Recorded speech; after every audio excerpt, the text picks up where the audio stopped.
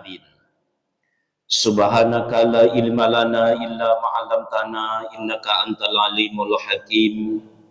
La haula wa la quwwata illa billahil aliyyil azim. Yang sama kita hormati dan kita muliakan Ketua dan segenap pengurus Masjid Paripurna Darul Aman, Imam Besar Masjid Darul Aman, Bapak dan Ibu alim ulama cerdik pandai, tokoh-tokoh agama, tokoh masyarakat, dan mungkin juga tokoh adat. Yang jelas kecil si rama-rama, besar si jalar-jalar.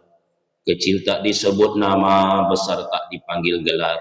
Mudah-mudahan seluruh kita yang hadir di rumah Allah ini dimuliakan oleh Allah Subhanahu wa Ta'ala.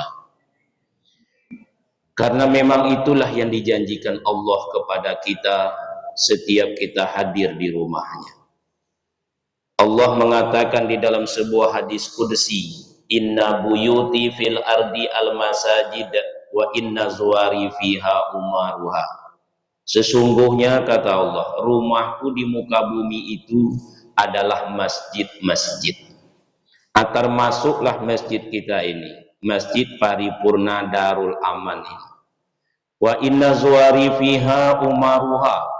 Yang datang ke masjid, hadir di masjid, duduk di dalam masjid, mereka itu kata Allah tamu-tamuku. Rasul menyuruh kita memuliakan tamu. Setiap tamu yang datang ke rumah, Rasul menyuruh memuliakannya. Man kana yu'minu billah wal yaumil akhir falyukrim dhaifahu. Siapa yang mengaku beriman kepada Allah dan hari kemudian, kata Rasul, hendaklah ia memuliakan tamu. Saat ini Bapak Ibu diberi kehormatan oleh Allah menjadi tamu Allah, maka Allah lah yang akan memuliakannya. Belum lagi awak sampai di masjid, baru menuju masjid sudah dimuliakan Allah. Man kharaja min baitihi mutatahharan ila sholatin maktubatin fa ajruhu ka ajril hajja lil muhrimin. Siapa yang keluar dari rumahnya, kata Rasul, dalam keadaan berwudu. Jadi sebaiknya berwudu itu memang dari rumah, sebaiknya. Tapi kalau seandainya batal wudu itu menuju ke masjid, jangan balik ke rumah. Itu kerojo awak balik-balik. Apalagi kalau sudah sampai ke masjid, batal wudu, pulang ke rumah, tidak kembali ke masjid. Sebaiknya berwudu itu dari rumah. Ila sholatin maktubatin, niatnya solat maktubah, solat 5 waktu secara berjamaah. Fa ajruhu ka ajril hajja lil muhrimin. Kata Rasul, dia akan dapat pahala semisal pahala orang menunaikan ibadah haji dalam berpakaian ihram. Makanya Rasul mengatakan, seandainya tahulah orang itu keutamaannya, merangkak pun mereka akan mendatangi. Apalagi subuh ini, Pak. Man sholla subha fi jama'atin faka'annama sholla laila kullahu. Ikut kita sholat subuh berjamaah, itu pahalanya seakan-akan sholat sepanjang malam. Wa man sholla isya fi jama'atin, ikut sholat isya berjamaah, faka'annama qomanis fallail, seakan-akan berdiri separuh malam.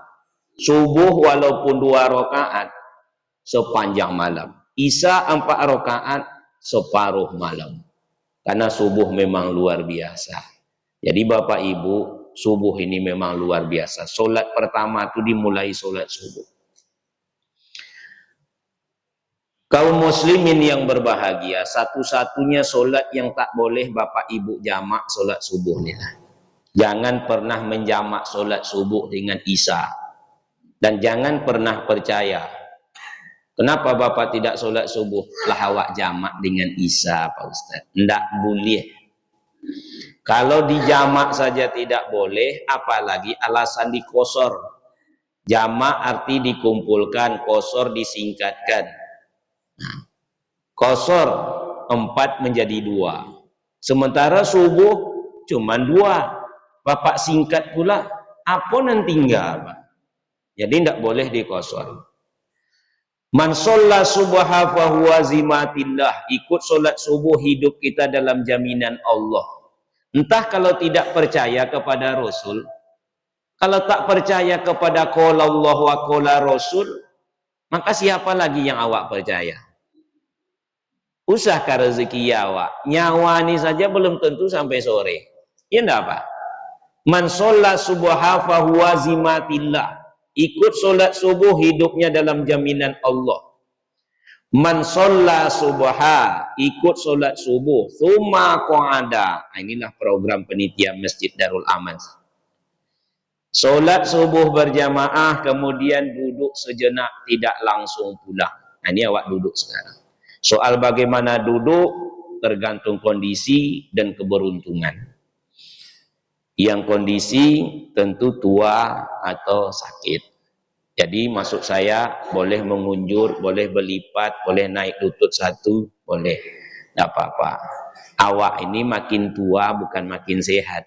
Tidak ada teori seperti itu. Makin tua makin banyak penyakit, iyo. Kan ada kadang-kadang tambah sehat Pak, bohongnya ternyata. Tambah muda nampaknya, basa-basi itu, nak menyenangkan hati ya. Jadi bagaimana duduk Bapak Ibu terserahlah. Yang beruntung ya yang maksud pertama dapat dinding, kedua dapat tiang. Itu beruntung itu. Iya, cuman kalau bisa yang dinding dan tiang prioritaskan kepada bapak kita yang tua. Kalau bisa. Sebab kalau muda awak bersandar, tua besok berguliang jadinya bapaknya. Hidup ini kan berestafet. Awak akan mengalami tua juga. Nah, kaum muslimin, yazkurullah, mengingat Allah hatta tatslu asamsu, sampai terbitnya matahari waktu suruh 6:02. Itu tulisannya kuning. Tsumma shalla raka'ataini, kemudian dia solat 2 rakaat. Untuk solat 2 rakaat 3 fatwa ulama yang berdasarkan lewatkan setinggi tombak itu, ujung tombak itu. Satu, lewatkan 10 menit. Jadi 6:12 nanti Bapak Ibu dah boleh awak solat. Yang kedua, lewatkan 15 menit. 6:17. Yang ketiga, lewatkan 20 menit. 6:23, 22. Terserah Bapak Ibu lah yang memilihnya. Yang jelas jangan Bapak Ibu, mohon maaf wabil khusus ibu-ibu. Mohon maaf karena ini banyak kejadiannya. Jangan solat sewaktu waktu yang diharamkan. Baru sampai 6:02 ibu tuh solat di sudut itu. Allah, saking solehahnya tuh. Sampai solat dengan waktu yang diharamkan. Bukan dapat pahala, dapat dosa. Makanya orang tua awak di kampung memberikan nasihat, membuat elok kok diagak-agak. Membuat buruk sekali jangan, bukan jangan sekali, sekali pun jangan. Yang elok kalau tak elok caranya terkelok jadinya. Solat elok, tapi waktu yang diharamkan jadi tidak elok. Puasa elok, tapi 1 Syawal puasa berdosa. Kaum muslimin, solat rakaat ini solat 2 rakaat. Apa yang didapat? Kanat lahu hajatin wal umrotin tammah. Pasti dapat pahala. Semisal pahala orang menunaikan ibadah haji dan umroh. Sempurna. Mudah-mudahan itulah yang awak dapatkan. Satu lagi hadis. Jadi hadis ini tak boleh awak bosan-bosan mendengarnya. Kalau kata manusia bolehlah. Tapi kalau hadis tak boleh. Al-Quran tak boleh bosan. Ustaz punya di imam Fatihah boleh dibacanya, tidak boleh deh Bapak Ibu. Memang itulah yang dibaca. Bosan pelawak mendonganya umpamanya. Hadis pun demikian, tak boleh bosan-bosan mendengar. Majtama'a qaumun fi baitin min buyutillah. Tidaklah berkumpul suatu kaum itu di salah satu rumah Allah. Makasih. Yatsluna kitab Allah. Di situ dibacakan kitab Allah, ayat Allah. Wa yatadarasunahu bainahum, mereka berusaha mentadarus menjelaskan isinya. Illa nazalat alaihimus sakinah. Satu, pasti turun ketenangan di hati mereka. Jadi obat hati itu di masjid inilah. Ibu kalau risau galau, Bu, bawa ke masjid, duduk dalam majelis ilmu.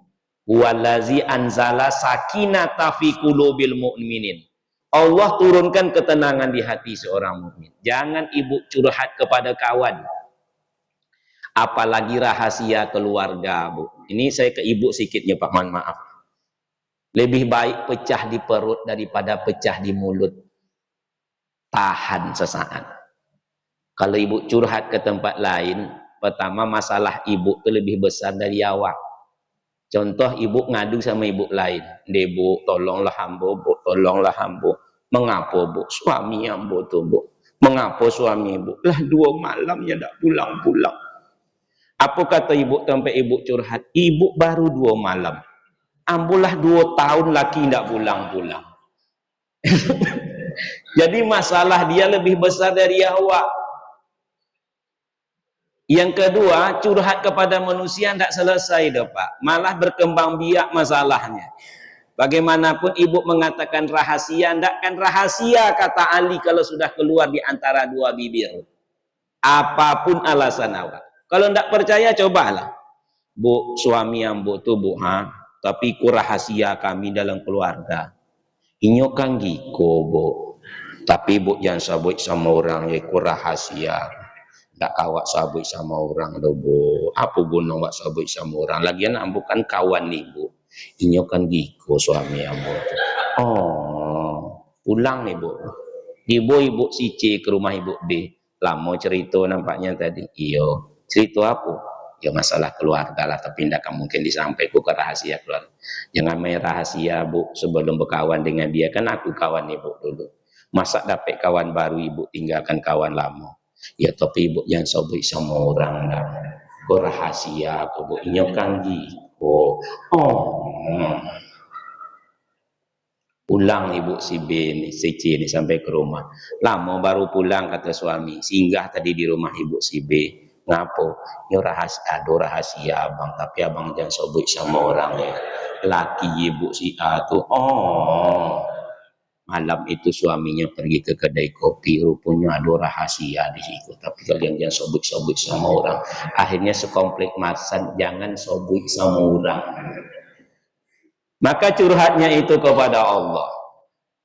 "Majtama'a qaumun fi baitin min buyutillah." Tidaklah berkumpul suatu kaum di salah satu rumah Allah, yatsluna kitab Allah, dibacakan ayat Allah, wa yatadarasunahu bainahum, illa nazalat alaihimus sakinah. Turun ketenangan. Wa ghasiyat umur rahmah. Allah memandang bapak ibu ini dengan pandangan penuh kasih sayang. Karena Allah memandang awak dengan kasih sayang, setan menengok awak dengan kebencian. Makanya setan tidak suka kalau awak berlama-lama. Orang yang dipengaruhi setan, mohon maaf jangan tersinggung, dia akan merasa ceramah Ustadz Lamong. Mohon maaf Bapak Ibu yang tersinggung ya. Karena setan memandang awak dengan kebencian. 3 senjata setan dalam majelis ilmu. Yang pertama, debu. Jangan tersinggung Bapak Ibu. Saya tidak ada niat menyinggung. Dosa saya sudah banyak. Tapi kebenaran harus disampaikan.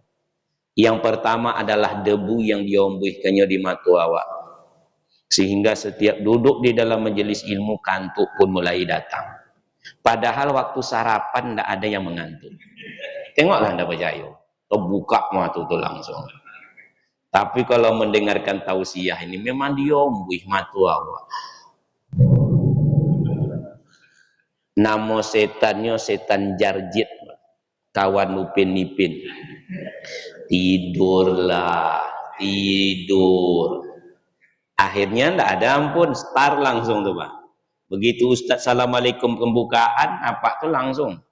Jadi bagi Bapak Ibu yang ingin tidur, jangan lupa baca doa sebelum tidur.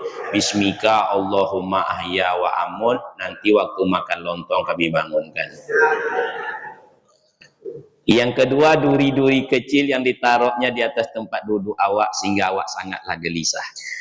Dan yang ketiga adalah orang yang bercakap dengan kawan di samping. Hati-hati Bu ya. Jadi Bu, mohon maaf nih Bu. Kalau ada kawan di samping menanyakan satu persoalan di saat guru awak sedang bercakap, Ibu diam saja. Ya. Bu, laporannya lah Bu. Berapa duit saldonya Bu? Kalau melawan Ibu tuh sikut diam. Ya. Sebab orang yang mengajak kawan awak bicara di samping itu Bu, mohon maaf, itulah dia setan dari jenis manusia. Oh, ikut setan yang disobi Ustaz. Lagian kadang yang ditanya, yang disuruh setan bukan masalah agama. Saya yakin bukan masalah agama. Masalah ringan-ringan. Ditutup ibu tuh mulutnya supaya jangan nampak sama Ustaz. Padahal lampu nampak dari siko, Pak. Jadi ibu ke pasangan. Jadi apa nan ibu bali? Toruang. Apa gunanya? Toruangnya toruang apa? Toruang hijau. Nan bule atau nan panjang? Apa guna membahas toruang orang? Apalagi di dalam musoji itu, Bapak. Kaum muslimin yang berbahagia, maka turun ketenangan wa ghosiyat humur rahmah, Allah memandang dengan penuh kasih sayang, wa hafat sumul malaikah, tempat awak penuh dengan malaikat, wa zakarahumullah fiman indah, nama bapak ibu yang hadir sedang disebut-sebut oleh Allah di sisinya di antara para malaikat. Kita masuki kajian kita, judulnya sederhana, menjaga kebersihan. Di dalam Al-Quran ini, tepatnya di dalam surat Al-Baqarah, surat yang kedua, ayat yang ke-200, di ujungnya Allah berfirman, Innallaha yuhibbut tawabin wa yuhibbul mutatahhirin. Allah cinta kepada orang yang bertobat dan Allah cinta kepada orang yang bersih. Bahkan Rasul mengatakan dalam sebuah hadis yang diriwayatkan oleh Muslim, buniyat dinu ala nazofah. Agama ini dibangun di atas fondasi kebersihan. Tidak ada sebuah ritual ibadah yang kita lakukan kecuali syarat pertamanya bersih. Bahkan kaum muslimin yang berbahagia, Rasul juga mengatakan at-toharu satrul iman. Kebersihan itu separuh daripada iman. Jadi tinggal lagi separuhnya. Separuhnya adalah kebersihan. Sebahagian daripada iman. Berbicara tentang kebersihan, di dalam agama kita yang mulia ini, kebersihan itu dibagi 3. Yang pertama adalah bersihnya badan, pakaian dan tempat dari hadas dan najis. Dari hadas dan najis. Hadas ada 2. Pertama, hadas kecil yang menyebabkan kita harus berwudu. Dalam kondisi tidak berwudu berarti awak sedang berhadas. Namanya hadas kecil. Begitu awak selesai berwudu, terangkatlah hadas kecil itu. Yang kedua, hadas besar yang menyebabkan awak wajib mandi. Selesai awak mandi, terangkatlah hadas besar itu. Bersihnya badan, pakaian dan tempat dari hadas. Kaum muslimin, sebahagian orang tidak tahu cara mengangkat hadas besar. Yang saya maksud adalah mandi. Orang dulu kadang-kadang mandinya di sungai langsung meluncik ke dalam sungai, teman. Merondomnya mandi, ada selesai mandi besar. Padahal mandi besar ini ada tuntunannya. Pertama, bersuci. Yang kedua, berwudu sebagaimana mau sholat.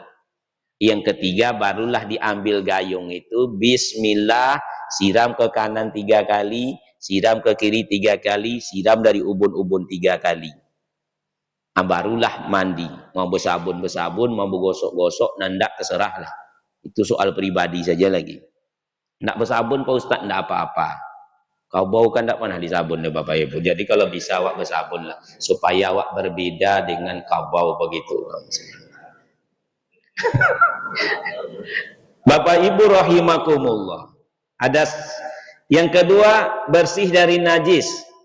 Bersih badan, pakaian, dan tempat dari hadas dan najis. Najis, cara membersihkannya ada 3. Ini sekedar mengulang-ulang kaji lama penyebab. Nya kadang hidupku berlayar kapal di Sungai Pinang sehingga sebentar di Batang Lubuh. Apal kajiku dek diulang pasanya jalan dek ditompuh. Terlalu lama bisa lupa, banyak urusan awak ragu. Mengulang-ulang na lama-lama. Yang kedua adalah najis. Ada najis ringan, yaitu buang air kecil anak bayi yang belum makan apa-apa, alonnya mengopi le, alonnya baulam jengkol le, kecuali air susu ibunya, maka cukuplah memercikkan air kepada yang kena najis. Najis ringan. Yang kedua, najis pertengahan. Maka harus dibasuh sebersih-bersihnya sampai hilang 3 sifatnya. Hilang baunya, tidak berbau le dah. Hilang zatnya, tidak nampak le dah.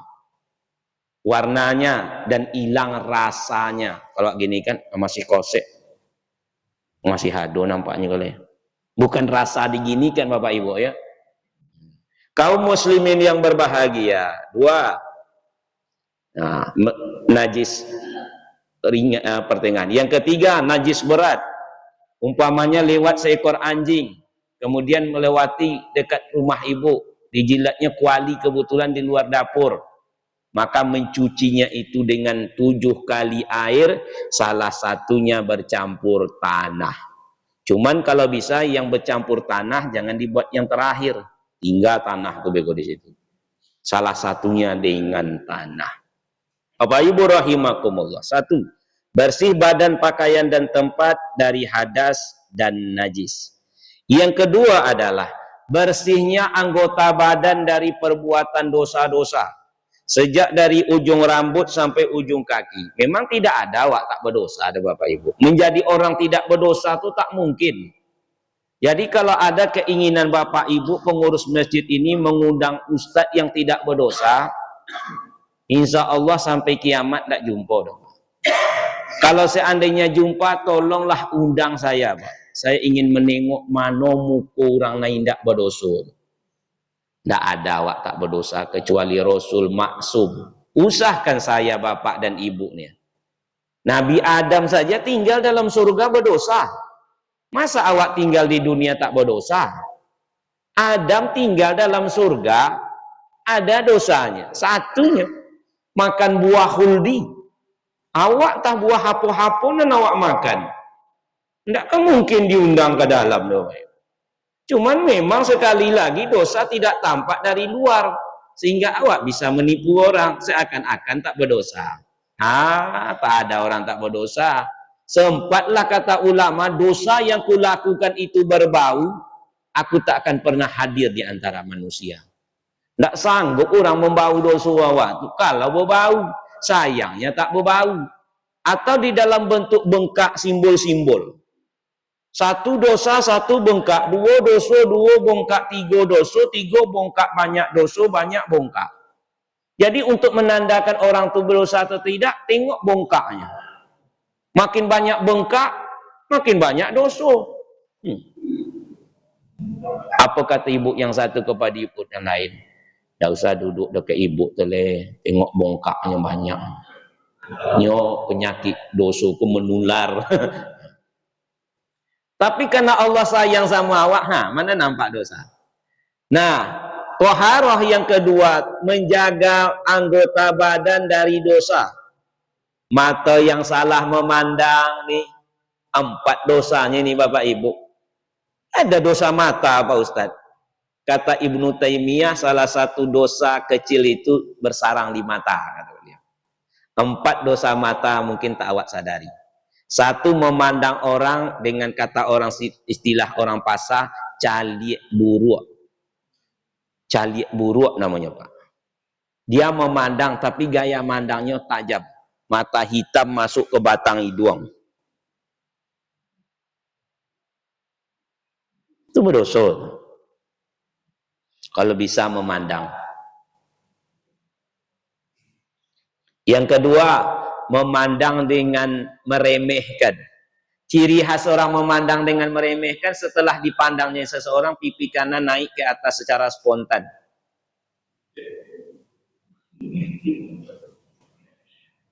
Kalau bisa, Bu, Ibu kalau mandang orang, tahan pipi, jangan naik. Coba kalau naik.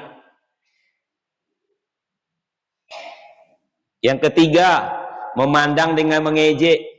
Ciri khasnya setelah dipandang seseorang, bibir kanan lari ke samping, berbelok ke bawah.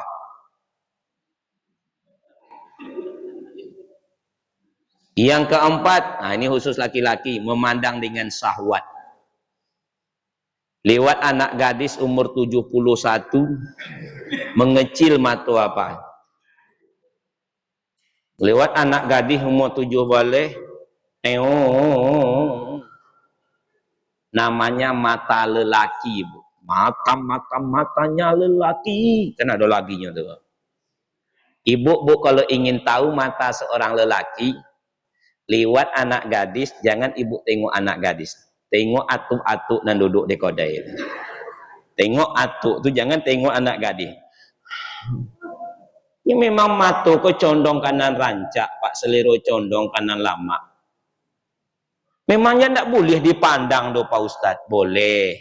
Kata Ali bin Abi Thalib, pandangan pertama untukmu, pandangan kedua atasmu. Awak kan bicara memelihara mata dari dosa kok, Pak. Yang lewat itu sajalah dulu. Jadi sekali boleh. Lah. Yang tak boleh diulang. Masuk setan itu. Kalau sekali lama boleh, sama juga tak boleh. Boleh saja memandang. Saya tak pakai mic, nanti yang di luar salah tafsir. Boleh saja memandang asal tak terlalu lama. Walaupun sekali lama tak boleh. Kalau terlalu lama itu bisa berbahaya. Boleh saja memandang asal tak memperhatikan. Kalau memperhatikan bisa kemasukan setan. Itu lagu Roma. Kaum muslimin turun ke bawah nih, hidung lari ke samping, telinga masuk ke. Ini yang paling banyak itu. Sumber dosa menahan diri, kesucian lidah ini 15 macam dosa. Bukan 15 kali, 15 macam dosa lidah itu. Jadi yang paling banyak menjerumuskan manusia ke neraka apa, Bu? Lidah. Coba Ibu tengok hebatnya deh. Dalam Al-Quran ini, dosa yang paling banyak dilakukan lelaki bersarang di matanya. Disuruhlah laki-laki beriman supaya menundukkan pandangan. Dosa perempuan menurut riwayat dalam Al-Quran yang paling banyak di mana, Bu? Jadi bukan saya yang menyebut, lidahnya. Sementara yang menyebabkan banyak masuk neraka bukan mata tapi lidah. Iya enggak? Maka wajarlah perempuan banyak masuk neraka. Begitu analisanya. Disiko. Aku menengok, kata Rasul, di neraka banyak perempuan. Lelaki ya Rasul juga tidak sedikit, lebih banyak perempuan. Kenapa? Dua dosanya. Pertama, tidak pandai berterima kasih kepada suaminya. Abang tak pernah berbuat baik sama aku. Padahal orang itu serumah lah 50 tahun. Jadi kebaikan apa ya? Yang kedua, nih, ya tidak pandai menjaga lidahnya. Hati-hati. Kaum muslimin yang berbahagia, turun ke bawah tangan, turun ke bawah perut. Jadi perut itu bodosuinya para Bapak Ibu. Kalau sudah dimasukkan yang tidak sesuai dengan ukuran, bodosuinya. Turun ke bawah kaki. Kaum muslimin, maka orang yang ingin toharoh tersebut, bersuci tersebut, dia berusaha menjaga anggota badannya sedapat mungkin dari perbuatan dosa. Yang ketiga, yang terakhir. Terakhir bukan berarti selesai ceramah. Kadang-kadang kan ada awak, kalimat inilah yang awak tunggu. Yang terakhir berarti selesai ceramah. Tidak. Yang ketiga, yang terakhir. Toharoh di dalam Islam itu adalah sucinya jiwa atau hati. Dari 3 kesucian ini, yang nomor 3 inilah yang paling dipuji oleh Allah. Kalau yang lain secara umum dicintai, disukai.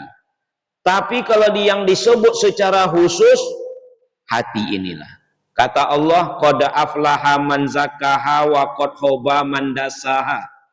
Beruntunglah orang yang membersihkan jiwanya dan merugilah orang yang membiarkannya kotor. Sebab Bapak Ibu yang berbahagia, kalau hati ini sudah bersih, yang lain pun akan bersih. Badan akan bersih dari hadas dan najis. Anggota badan insya Allah akan bersih dari dosa-dosa. Tapi bermula juga dari sini. Bila hati kian bersih, coba tengok akibatnya. Berpikir pun selalu jernih, semangat hidupkan gigih, prestasi mudah diraih, tapi bila hati keruh, menyebut keruh saja tengok muka hamba, Pak. Batin terasa gemuruh, seakan dikejar musuh, dengan Allah kian jauh. Bila hati kian lapang, hidup susah tetap tenang. Walau gelisah menghadang, dihadapi dengan tenang. Tapi bila hati sempit, segalanya jadi rumit. Seakan hidup menghimpit, lahir batin terasa sakit. Jagalah hati, kan itu. Jangan kau kotori. Di dalam agama awak yang mulia, cara membersihkan hadas begini, cara membersihkan najis begini, cara membersihkan anggota badan dengan menahan diri dari perbuatan dosa. Cara membersihkan jiwa dan hati menurut ulama tasawuf. Cuman kadang-kadang sebahagian saudara awak alergi dengan kata tasawuf. Padahal kulit beda, isi sama. Yang disebut tazkiyatun nufus itu ilmu tasawuf sebenarnya isinya itu, Pak. Cuman kulit berbeda, isinya sama-sama goreng pisang. Dulu goreng pisang itu dibungkus dengan kerisik pisang. Ingat waktu di kampung, Pak? Kinilah dibungkus dalam kotak. Isinya kan ada tuh bapak-bapak pergi ke tempat makan yang mewah itu. Dia tidak tahu, ditengoknya daftar menu. Dipesannya, datang goreng ubi. Ini goreng singkong banyak di kampung punya kan. Ya ikutlah Pak pesan kan. Namo beda, isi sama. Kaum muslimin yang berbahagia, menurut ilmu tasawuf, untuk membersihkan jiwa dan hati itu kata mereka ada 3 langkah. Yang pertama namanya at-takhalli, mengeluarkan yang di dalam, keluarkan. Yang kedua at-tahalli, at-tajalli, memasukkan, at-tahalli, memasukkan, at-tajalli, baru menghasilkan. Jadi 3 langkahnya. Kaum muslimin yang berbahagia, itulah makanya kalau awak tengok kalimat yang pertama yang diajarkan kalimat tauhid, la ilaha illallah, mengeluarkan, mentiadakan Tuhan-Tuhan di dalam hati, dimasukkanlah Allah. Tidak ada Tuhan kecuali Allah. Baru nanti menghasilkan Muhammadur Rasulullah. Kaum muslimin yang berbahagia, sifat apa saja yang dikeluarkan dari dalam hati, paling tidak ada 5. Yang pertama yang disebut dengan kibir, sombong. Yang kedua al-hasad, yaitu dengki. Tidak sama dengan iri yang disebut anak muda. Kan ada anak muda sekarang, iri nih ye, tidak itu maksudnya. Hasad, dengki. Yang ketiga adalah ujub, bangga kepada diri. Yang keempat adalah arya, paling ditakutkan oleh Rasulullah melanda umatnya. Dan yang kelima adalah su'uzon, berburuk sangka. Satu adalah kibir. Dalam sebuah riwayat, riwayat ini di dalam Al-Quran kisahnya. Penjabarannya dalam sebuah riwayat bahwa Nabi Nuh alaihi salam itu disuruh membuat perahu besar. Bahwa banjir besar akan datang. Disuruh membuat perahu di atas bukit. Apa kata orang kampung? Gilalah Nabi Nuh itu. Masa membuat perahu di atas bukit? Orang membuat perahu di dekat pantai, di dekat sungai. Ini di atas bukit. Gila Nabi Nuh. Tapi ini perintah Allah. Dibuat perahu. Setelah siap perahu tersebut, apa yang terjadi? Umat Nabi Nuh ke sana buang hajat. Pokoknya buang hajat ke perahu Nabi Nuh. Dijadikannya WC umum. Itu kan bentuk penghinaan. Buang hajat. Singkat kata, ada seorang tua buta. Poi pulenya ke situ, Pak. Awak buta, tapi tidak tentu diuntung. Ikut pula preman lain.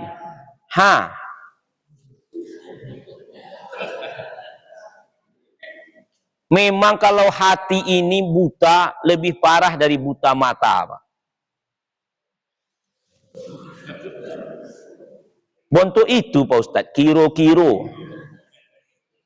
Memanjiknya, orang buta memanjik. Nak pergi buah hajat pula sebagaimana orang lain. Ungkapan kebencian kepada perahu Nabi Nuh. Karena buta, tak kalinci kawan ke Bapak Ibu. Jatuh ke bawah. Tentu bercampur dengan si kuning nama rapuang tadi. Bam, jatuh. Naik ke atas. Terbuka matanya. Bisa melihat. Oh, senang hatinya memanjat langsung. Aku bisa melihat. Aku bisa melihat. Kata orang kampung, di mana kau berubah? Tu di WC Nabi Nuh. Di toilet di apa? Di perahu Nabi Nuh. Di perahu si Nuh itu. Berarti kotoran yang awak buang di perahu Nabi Nuh bisa jadi ubek. Iyo, tengok aku buktinya. Colom ke pahlo ambo tadi, ke dalam si kuning tu, naik, elok. Kalau gitu kata Pak, biarlah ku cuba. Kebetulan ambo ko kan agak gata-gata badan. Dibawanya sebotol, hilang kuroknya Pak. Begitulah kira-kira, walaupun tidak sepanjang itu ceritanya. Ada yang konepan panau, gosok, hilang. Akhirnya berlomba-lomba lah orang. Itulah. Tangan mencincang, bahu memikul. Jadi kalau ada orang menganiaya awak, tak mesti awak membalas. Serahkan saja sama Allah, nanti Allah utus tentaranya membalas orang itu. Jadi yang awak takutkan itu bukan balasan awak sebenarnya. Balasan Allah kepada orang itu. Tentara Allah kan banyak. Memangnya Allah tak melihat hambanya yang teraniaya. Salah satu doa yang dikabulkan itu kan doa orang yang teraniaya. Kalian kerjakan kata Allah, kalian yang akan bersihkan. Bersih Pak Ubek sosak napeh minum 3 kali sehari. Kan begitu. Sakit porui diului-uluikan ke siko, sakit tulang, pokok macam-macam lah. Sampai mereka betul-betul membersihkannya. Kaum muslimin yang berbahagia, hari H pun datang. Maka Allah berfirman dalam Al-Quran, masukkanlah ke dalam perahumu itu sepasang hewan. Masukkan. Dan masuklah orang beriman. Banjir besar pun datang. Jadi Bapak Ibu, ini mohon maaf ini. Menurut analisa sebahagian orang, di mana banyak banjir-banjir besar, ini analisa cuman Pak. Maka di situ banyak dosa umat Nabi Nuh. Apa dosa umat Nabi Nuh itu? Antara lain, yaitu syirik. Menyekutukan Allah lewat perbuatan-perbuatan. Itu salah satu. Kalau di negeri tersebut banyak maksiat kelamin, itu biasanya longsor yang diturunkan kepada umat Nabi Lut. Pokoknya begitulah. Bungkus berbeda, isi sama. Begitu masuk umat Nabi Nuh yang beriman masuk orang tua. Ini ada kaitannya dengan sifat kotor hati tadi nih Pak. Bukan cerita begitu saja. Masuk orang tua. Ditangkap oleh Nabi Nuh. Kau siapa? Aku kenal dengan umatku. Kau ini siapa? Supaya nampak kasihan Nabi Nuh tuh orang tua nampak. Kau siapa? Kata Nabi Nuh. Dijawabnya karena sudah tertangkap basah. Aku ini adalah iblis. Kata orang tua itu. Bukan saya ya. Aku ini adalah iblis. Kata orang tua itu. Ini kadang-kadang HP ku hati-hati Pak. Kok dipotongnya tentang kalimat iko kan bahaya viral kok. Kata Nabi Nuh, apa kerjamu di perahuku ini? Nah, inilah dia. Aku tugasku menguasai hati manusia, orang beriman yang berlayar bersamamu. Biarlah badannya itu berlayar bersamamu, tetapi hatinya bersama aku. Kekuasai hati manusia. Kata Nabi Nuh, dengan apa cara engkau menguasai hati manusia? Ada 2 di antara 5 sifatnya. Yang pertama, kata, kutanamkan sifat sombong di dalam hatinya. Karena lantaran sifat ini aku terusir dari dalam surga. Jadi penyakit yang besar betul Pak di hati awak yang susah membersihkannya. Keakuan awak kau. Keegoan awak kau. Itu yang paling payah membersihkannya. Allah paling tak suka itu. Orang dalam surga saja, makhluk dalam surga saja, tinggal dalam surga saja, kalau sombong diusir keluar. Kata Allah, kata Rasul, la yadkhulul jannah. Tidak akan masuk surga. Oh man. Siapa mereka? Man kana fi qalbihi misqala zarratin min kibrin. Orang yang ada di dalam hatinya sifat sombong, walaupun sebesar zarroh. Ayah itu Pak. Sebab iblis saja sombong dalam surga diusir. Keluar kau, kata Allah. Keluar kau dari dalam surga ini. Ini tidak berhak tinggal di sini yang sombong-sombong. Sombong itu tempatnya kupenuhi besok di neraka. Jadi neraka itu menyeru. Aku ini paling suka katanya kepada orang-orang yang sombong. Jadi banyaklah besok orang masuk tuh Pak. Nah, si iblis saja terusir keluar punya sifat sombong. Cuman masalahnya apa itu sombong? Sebab tak boleh pula cepat memponis orang sombong. Tak sempat orang menegur awak sombong apa? Ngapa? Ndak ada di togbonya awak. Ustaz tuh ceramah di tempat kami. Jumpa kemarin di jalan tuh ada ditegur-tegur sombong. Orang tak sempat menegur belum tentu sombong. Sombong ibu tuh. Sejak bangun rumah sombong. Sejak pakaian beli begitu lekong bagus sombong minta ampun. Sejak jadi RT apa sombong. Datang seorang lelaki kepada Rasul, hadis sahih riwayat Muslim, gagah orangnya Pak. Pakai kuda apa semua bersih. Ya Rasulullah, saya ini ya Rasul kalau berpakaian suka yang bersih-bersih. Pecutnya suka yang elok. Pelana kudanya suka yang mantap, yang bersih, yang rapi, yang indah. Kalau seperti itu penampilanku apa disebut sombong ya Rasul? Ini bahasa awalnya. Apa seperti itu sombong? Kata Rasul, innallaha jamil yuhibbul jamal. Allah itu kata Rasul maha indah, suka dengan keindahan. Hadis sahih riwayat Muslim. Jadi kalau Bapak Ibu ada pakaian bagus, pakailah Pak. Apalagi pergi sholat.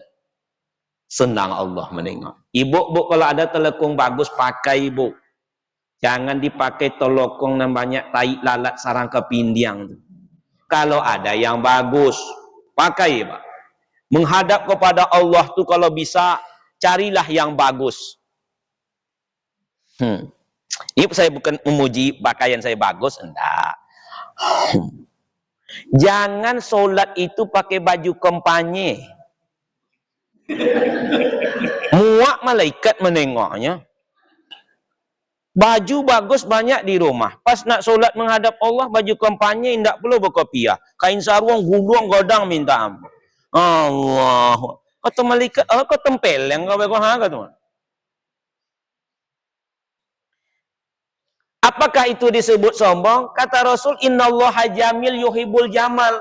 Allah maha indah, suka dengan keindahan. Yang sombong itu bukan begitu, kata Rasul. Yang sombong itu al-kibru batarul haq wa ghamtun nas. Sombong itu menolak kebenaran dan menghina manusia, itu baru sombong. Di dalam surat Al-A'raf kan Allah bertanya kepada iblis, bukan berarti Allah tak tahu. Kata Allah, wahai iblis, mengapa engkau tidak mau sujud kepada Adam? Dia menjawab, ana khairum minhum. Saya lebih baik dari dia. Disuruh sujud, tidak mau sujud. Wa iz qulna lil malaikatis judu li adama fasajadu illa iblis. Tak kala disuruh sujud kepada Adam, malaikat sujud kecuali iblis. Aba wastakbar, dia sombong. Wa kana minal kafirin. Termasuk ia dalam barisan orang yang kafir. Jadi orang yang sombong itu ciri khasnya yang pertama menolak kebenaran. Disuruh sujud, tak mau sujud. Disuruh solat, tak mau solat. Disuruh puasa, tak mau puasa. Disuruh taat, tak mau taat. Ini sombong. Menolak kebenaran. Yang kedua menghina manusia. Ana khairum minhu. Saya lebih baik dari dia. Baik boleh, merasa diri lebih baik. Kaya boleh, merasa diri lebih kaya. Kuat boleh, merasa diri lebih kuat. Pintar boleh, merasa diri lebih pintar. Pandai boleh, merasa diri lebih pandai. Pengalaman boleh, merasa diri lebih berpengalaman. Tua boleh, merasa diri lebih tua. Sebenarnya merasa lebih itu yang tak boleh. Kaum muslimin, ana khairum minhu. Khalaqtani min narin, aku ini dari api. Wa khalaqtahu min tin, dia itu dari tanah. Bapak ibu yang berbahagia, emak awak di kampung, itulah yang diajarkannya di anaknya. Padahal tidak S1, S2, S3. Jadi emak awak ini kan dulu hidupnya itu kan penuh pengalaman. Saya masih ingat, kalau mandi dilie-lie, kalau bercakap lurus-lurus, di bawah-bawah, mandi di hilir-hilir, bercakap di bawah-bawah. Maksudnya apa itu? Mengajarkan awak jangan sombong. Awak dulu mandi di mana, Bu? Di sungai kan? Jangan mandi di depan orang. Ikut pangkalan. Mandinya paling di muko. Tak boleh. Apalagi awak masih kecil, ada orang tua di situ.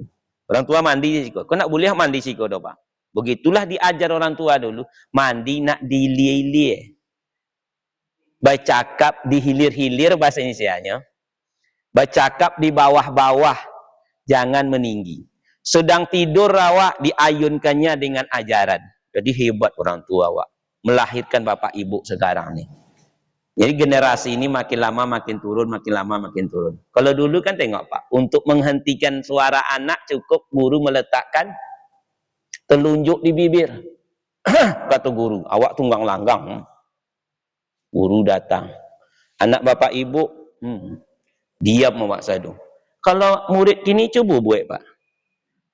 Anak-anak ibu, apa jawabnya?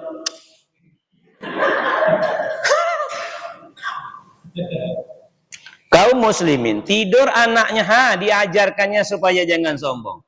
Bila diri ingin dikenang, semailah benih di tengah sawah, bawalah ilmu padi di ladang, makin berisi tunduk ke bawah.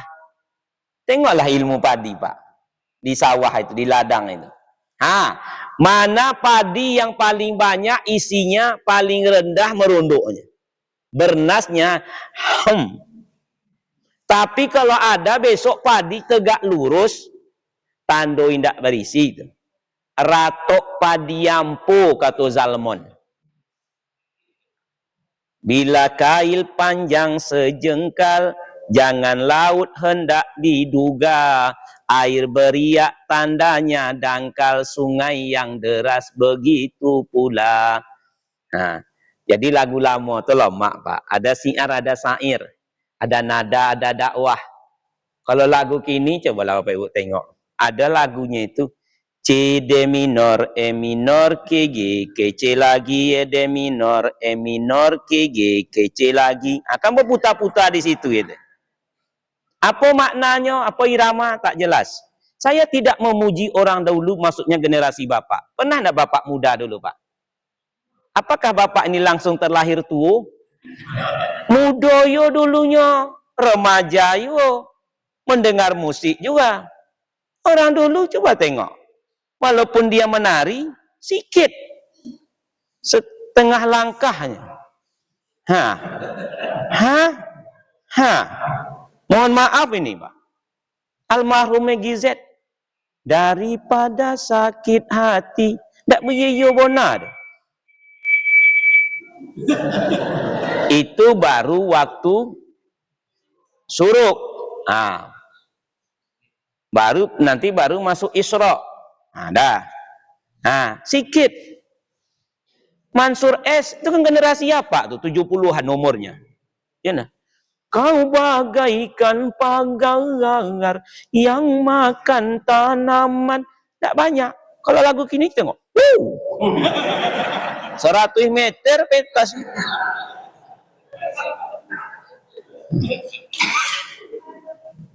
Bila diri ingin dikenang, semailah benih di tengah sawah.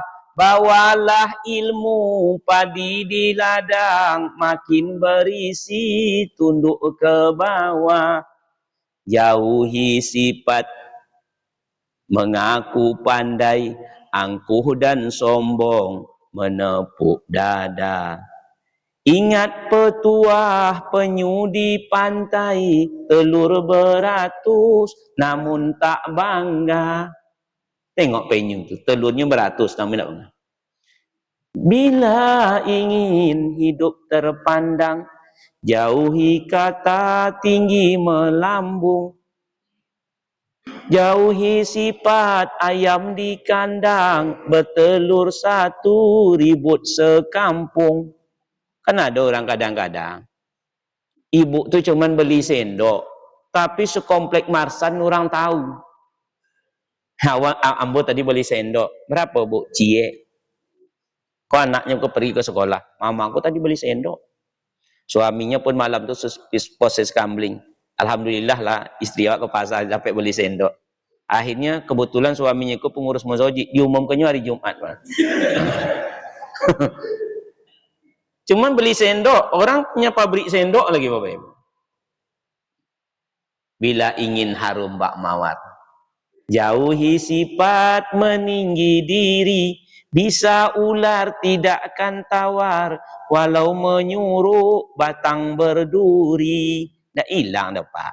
Kata Anas bin Malik, 10 tahun aku tinggal bersama Rasul. Belum pernah Rasul itu memandangku tanpa tersenyum. Rasul itu kekasih Allah, satu-satunya manusia yang sampai ke arah sana, ya Rasulullah lah.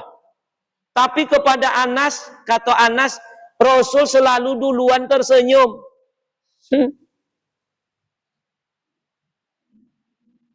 Kan beda dengan kini. Kalau kini kan awak duluan senyum, baru si A itu senyum sama awak. Kalau Rasul duluannya senyum. Kalau bersalaman, kerendahan hati beliau, duluan beliau. Kalau berjalan, beliau lebih suka memposisikannya di belakang. Sahabat ketimbang di depan. Padahal beliau itu Rasul Allah. Rendah hati. Tidak sombong. Suatu hari lewat seseorang. Gagah gaya jalannya. Pak Ustaz, gaya jalan gagah tu boleh. Tengok tempat. Jadi ada orang berjalan dalam pasukan Islam gagah. Kata Rasul, kalau bukan karena waktu perang, jalan seperti ini tidak boleh nih. Tapi karena ini situasi perang, boleh agak digagah. Biar takut musuh, boleh. Ya kalau nyeloyo macam mana? Aiko sekali tendang tercambak kok katanya gitu kan. Jadi boleh. Tapi dalam kehidupan sehari-hari enggak boleh. Hari itu lewat seseorang. Seorang jenderal. Dia lewat di depan orang tua, depan ulama. Mu'arif. Melihat itu, kata Mu'arif, janganlah engkau berjalan seperti itu. Dikasihnya nasihat. Jalan jangan seperti itu. Jadi kalau orang jalan sok-sok kan gitu. Anda boleh sebenarnya. Janganlah engkau berjalan seperti itu. Ditegur, inilah sifatnya. Orang yang sombong kalau ditegur tersinggung. Orang yang rendah hati kalau diingatkan merenung. Beda tuh Pak. Orang yang sombong kalau diingatkan tersinggung. Orang yang rendah hati kalau diingatkan merenung. Oh. Ini diingatkan. Jangan kau berjalan dengan sombong. Oh, tersinggungnya Pak. Didatanginya Mu'arif ulama. Apa tahu siapa ambo? Nah, kan gitu. Bapak tahu nggak siapa saya? Saya ini jenderal. Kedudukan paling tinggi dalam pasukan ini. Dijawablah oleh ulama ini. Saya tahu siapa Tuan. Tuan itu tidak lebih daripada kotoran yang berjalan. Awak eko sebenarnya kalau nak kaji-kaji diri, kan penuh dengan najis ke Pak. Mulai dari atas kepala ko namanya ketombe. Oh. Apa gola apa nengok rambut ambo ko Pak? Ketombe. Coba kalau tidak pernah dicuci selama 6 bulan. Putih. Turun ke bawah nih, tai mata. Turun ke bawah nih. Mohon maaf ini kajian tentang tai, ini mohon maaf nih Pak. Tai hidung. Turun ke bawah nih, gigi. 32 batang, 32 pulau WC-nya. Entah dari mana, enggak tahu awak ada Pak. Turun ke samping. Tai talingo. Cuma beda rasa nih Pak. Iya Pak Ustadz, iya. Air ludah rasanya tawar. Air mata rasanya asin. Air telinga rasanya, masa Bapak Ibu enggak tahu? Pahit. Ustadz kok tahu? Berdasarkan ilmu, bukan pengalaman. Kenapa air ludah tawar? Nah ini nih Pak. Kalau seandainya, ini melenceng Pak sedikit nih ya. Saya sebenarnya nunggu-nunggu waktu saja nih Bapak Ibu. Karena Bapak Ibu ini sudah mulai meloyo. Jadi kalau ilmu baru saya kasih, tidak akan masuk ledo. Itu sekedar bungo-bungonya kalau Bapak Ibu. Nih. Kalau seandainya ini tidak tawar, dia tidak akan pernah merasa ini manis. Terbayang tidak Bapak Ibu kalau air ludah awak ini asin? Teh manis menjadi teh asin. Kopi manis menjadi kopi asin. Karena dia tawar, bismillah, biar saya coba. Manis. Air mata kenapa asin, Pak? Inilah salah satunya alat yang di dalam yang langsung berkomunikasi dengan dunia luar. Mata ini di dalam nih, Pak. Tapi langsung dengan dunia luar. Sesuatu yang di dalam kalau berhubungan dengan dunia luar, kalau tidak ada pengawetnya, busuk. Ikan di mana letaknya, Pak? Dalam. Coba naikkan ke atas. 5 menit, 10 menit kan mati dia. Datang lalat hijau, busuk tuh Pak. Cuma supaya jangan busuk di garam. Garam itu kan asin. Jadi sesuatu yang digarami, insya Allah tidak akan busuknya. Asin. Pandai Allah. Kesini, kenapa pahit kok Pak Ustadz? Itu pahit kok rasanya. Kalau Bapak Ibu kurang yakin, cobalah nanti. Saya cuma menurut ilmu saja. Ini pahit nih Pak. Kenapa tidak asin? Kenapa tidak tawar? Semut suka dengan yang manis. Sementara dia suka mencari lubang-lubang yang tidak ada penutup. Terbayang tak Bapak Ibu kalau seandainya ini manis? Penuh setiap pagi mengeluarkan semutnya ke raja awak. Sebab semut itu setiap inci rumah awak tu dijalaninya tu Pak. Kalau Bapak tidak percaya bahwa semut itu setiap hari menjalani rumah awak, letakkanlah gula. Di tempat yang paling bersih di lantai Pak, mengkilat, letakkan gula segini. Cuma 2 menitnya Pak, penuh dengan semut. Apalah ikut 24 jam apa ndak penuhnya Pak? Tai telinga. Ada manfaat tai ini. Turun ke tangan dan kaki, tai kuku. Turun di kulit, daki. Di perut, gudangnya benah. Usahakan hakikatnya, hawanya saja bubar awak dibuatnya ke Bapak.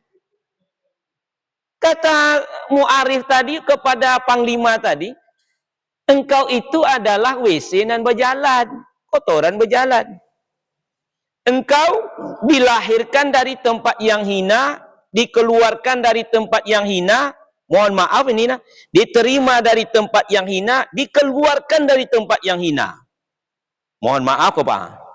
Afala yanzuril insanu mimma khuliqa mimma indafi yakhrujum minas sulbi wa taraib. Nah, dan bila engkau mati, kata ulama ini kepada orang yang gagah tadi itu, tak lebih daripada sepotong bangkai. Namamu takkan disebut orang. Kalau awak meninggal, tidak disebut orang itu. Angke Al-Mukarram Al-Ustadz Samsurijal SAG, tidak ada lagi do Pak.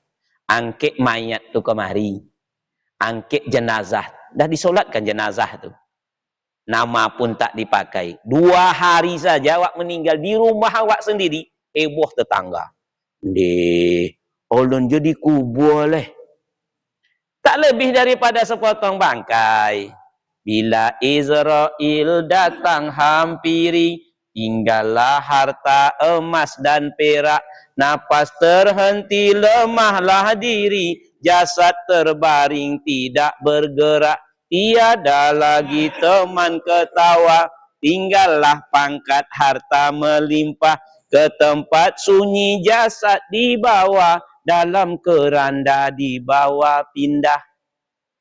Yang lahat muat seorang, gelapnya wahai tidak terperi. Selesai tanah ditimbun orang, tinggallah badan seorang diri. Harta dan anak serta menantu tidakkan dapat mengambil alih.